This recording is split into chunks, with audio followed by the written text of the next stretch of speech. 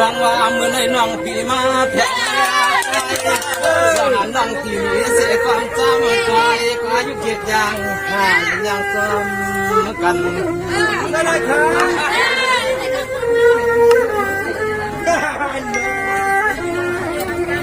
สว่างน้องเมื่อในสมาอายุยำอยู่อายุตานการหับน้ำควันเกินมานาเบื้องกันกันในก็เขาพี่อันลัดยันอุปากาวายาจู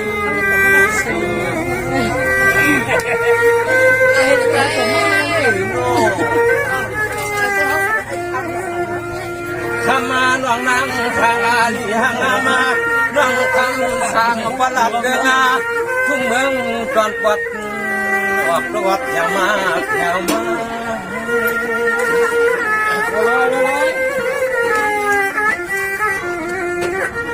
น้องเมื่อไหร่พี่ก็หุ่ยน้องเทวาทางน้องพี่ต่างกับน้ามันยายาสิทาน้องอันพี่ฟังวัดเมืองใน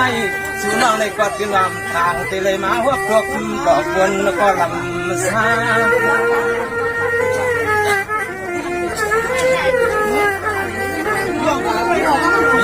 เขาว่าเทมาในหันไหลด้วยก็กำวยายุ่งปัดรอดวนเสียจิตลงใจเพื่อที่นานนานสานานสานลา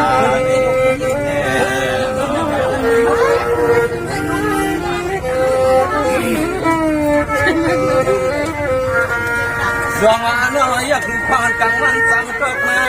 เมื่อวันจำหายชายเรือนจำเตะขึ้นเตียนพี่ก็ยังหักถือเสียงเราอย่าว่าเป่าการลงอาใหญ่ก็ไม่แม่นึกพี่อันเกี่ยวยอน้ามนไม่ฟังเนาะ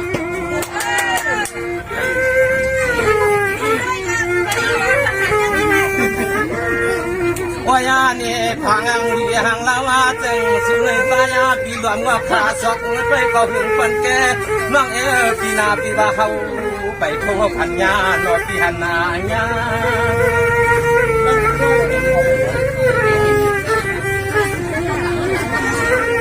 น้องเมื่อในวันไหนก็เกิดเจ้าจะตัวเส้นก็สั่งให้กลางลาตีในเมียงเสียงควางเส้นที่เขาก็เปิดเพียงยังพันเสียงของร้องอาปีเขาเลยมีขบกันกัดเสียงฮักสู่ในโป๊ะใครเอาเรื่องยิงนกที่ทางก็ไม่ผ่านบ้านฮัลโหล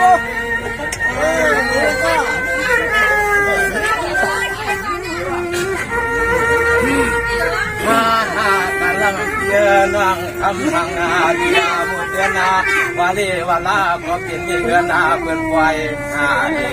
เขาเพียงยานาจึกมันไก่ไม่ได้สั่งให้เขาปล่อยมาวัดเมืองใหญ่ดอก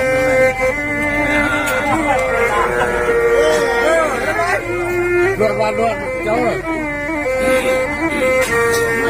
สวรรค์พี่ก็หานาสูเจมาไก่นาพี่นาหานาสูตา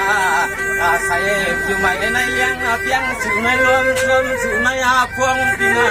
เมื่อในหลวงแก้วตกมาขันยาวก็ตะกาวเกี่ยวนาหน้าเสือมวนในใจนอ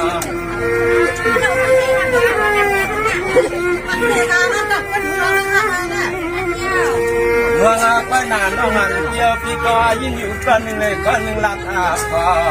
ปากตาฟังตาลูกวันเศร้าลิ้นเฮืองแกงเงาหน้า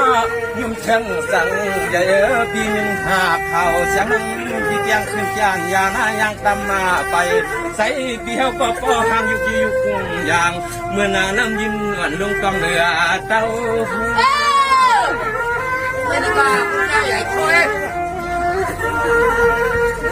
น้องพี่ก็เลยหันหน้าต่อตาเนื้อหันหน้าใส่สังเกตน้องอาณาปีเขาสุกแก่โจกำหักคำสมเสียงขึ้นภาพยานเดียดตังเขา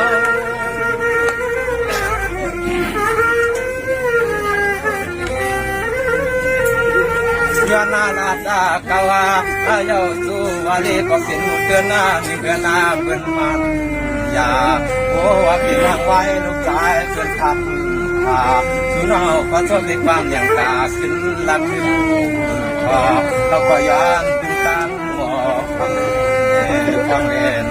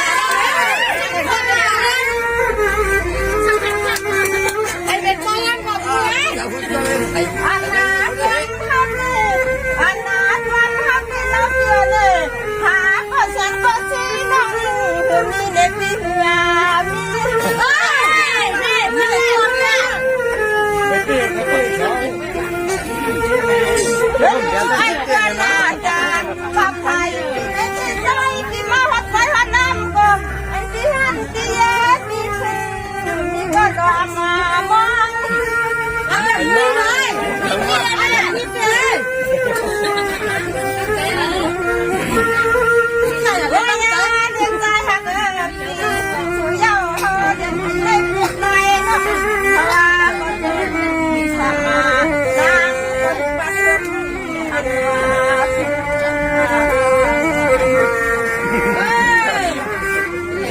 ว่าแม่จะไม่แน่คนก็ได้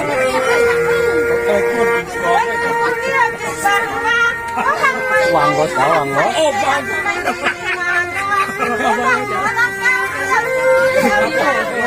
กันยิ้ม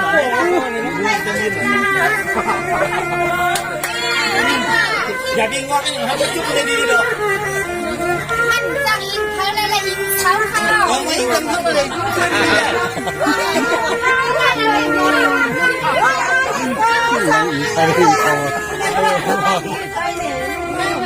ไม่ใช่ผมกล้ามากเลยใครเป็นเลยไม่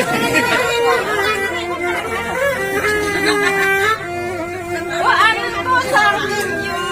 อย่างรังหักบัวนี่ก็จะมาใจไหนก็ใต้ปิดไปยังซอยอันจำรังสัวเมื่อก็ไปเมืองเนี่ย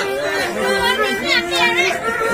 โคตรเตี้ยนะเฮ้ยบ้าเป็นติดอะไรวะเนี่ยสิบ้าห้างนั่งแถวนั่งโหดนั่งโหดนั่งเชื่อนั่งไหนใจเมื่อวันไหนใจก็ร้องเมื่อเล่นอยู่ใจทางตัว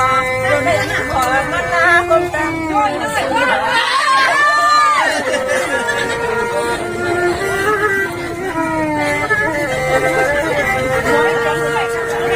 ว่าอันนั่งดีมากเจ็บยังทำดีมากทำมาก็ใครที่มาอยู่ใต้พิมพ์ที่มันมาแต่ยังว้าจะเป็นเพียงแต่ว่าจะสั่งให้คนนึงมันเสียงนึกไอ้ก็เสียงนั่งในบ้านข้างนั้นที่เห็นก็ใจมันทำงานนานเดา